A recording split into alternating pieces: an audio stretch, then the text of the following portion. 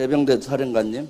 네, 해병대 사령관입니다. 저는 오늘 오면서 고민이 많았어요. 해병대 사령관님께서 최근에 개인적으로 안 좋은 일이 있어서 오늘 또 해병대 사령관한테 질문을 해야 되나라는 고민이 있었는데 오늘 국정감사의 이만한 태도를 보고 그 미안한 마음이 사라졌어요.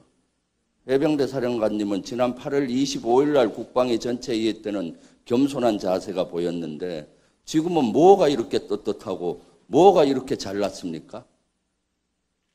해병대 순직 상병도 해서는 우리가 해병대에서 해서는 안 되는 이런 일을 했는데도 작전 실패라고 인정을 못하고 해병대가 항명이냐 외압이냐로 온 나라가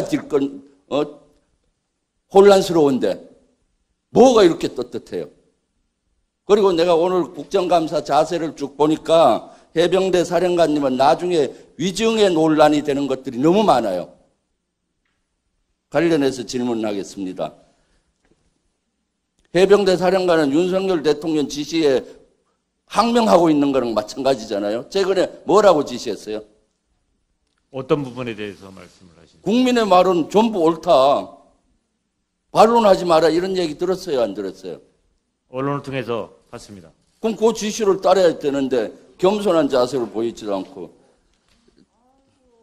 상대방 얘기할 땐 들었어요.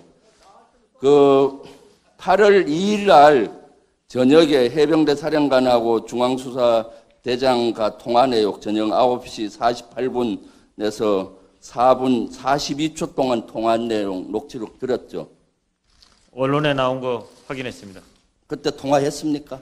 통화했습니다. 네. 거기에서 보면 외부 압력이 있어서 마지 못했다라고 얘기했는데 사실입니까? 제가 그런 얘기 한 적 없습니다. 거기에는 그거는 중앙수사대장이 저한테 얘기한 얘기지 제가 예약과 관련된 부분을 언급한 적은 없습니다. 한번 봅시다. 사령관 얘기예요.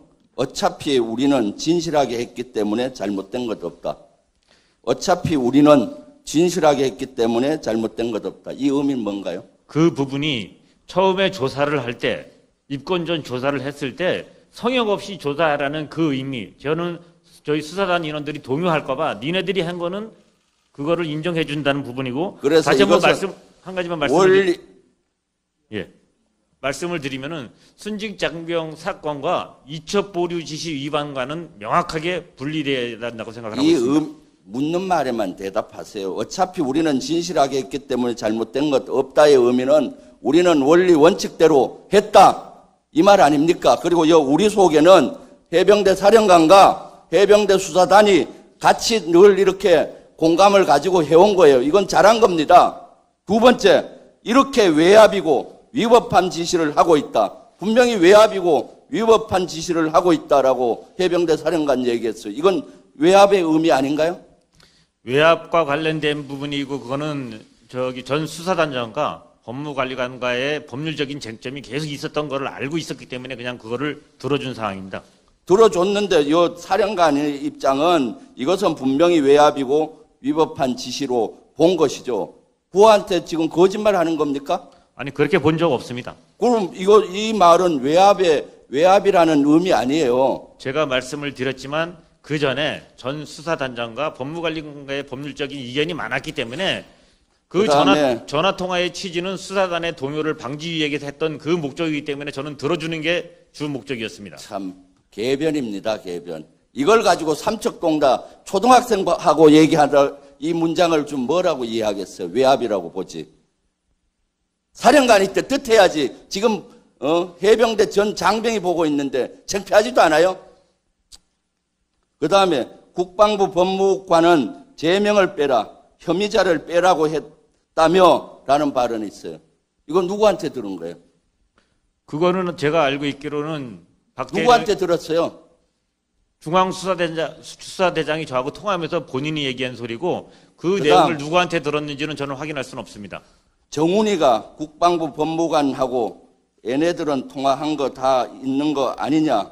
정훈이가 국방부 법무관리관하고 얘네들 통화한 거 다 있는 거 아니냐? 기록들 다 있지. 이 의미는 뭡니까?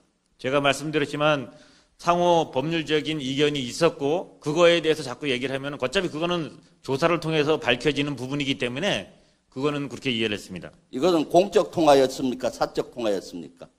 제가 말씀드리지만 이 통화는 중앙수사대장이죠. 통화가 공적 통화였어요? 사적 통화였어요?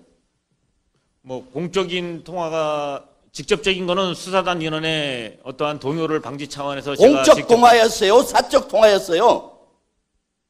사령관이 수사대장하고 통화가 공적 통화지 사적 통화예요? 그런데 여기에 정훈이가 공적 통화에 이렇게 이름을 부르나요? 아니 그거는 아까 제가 말씀을 드렸지만 뭐 공적 아까도 사적인 회식 자리에서는 이름을 부른다고 했고 공적 자리에서는 이름 안 부른다는데 여기 공적 자리에서도 이름을 부르잖아요. 제가 아까 회의석상이라고 말씀을 드렸습니다.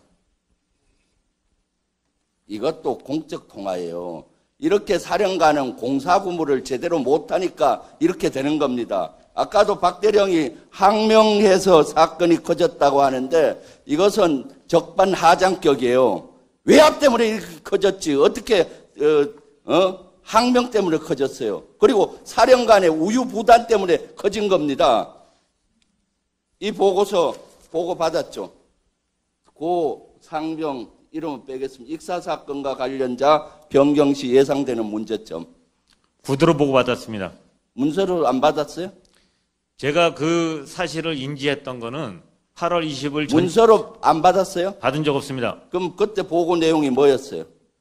그때 보고 내용은 수사 과정에서 상급제대 의견에 의한 관계자 변경 시 직권남용 권리 행사 방해 혐의가 된다. 언론에 노출됐을 때는 BH와 국방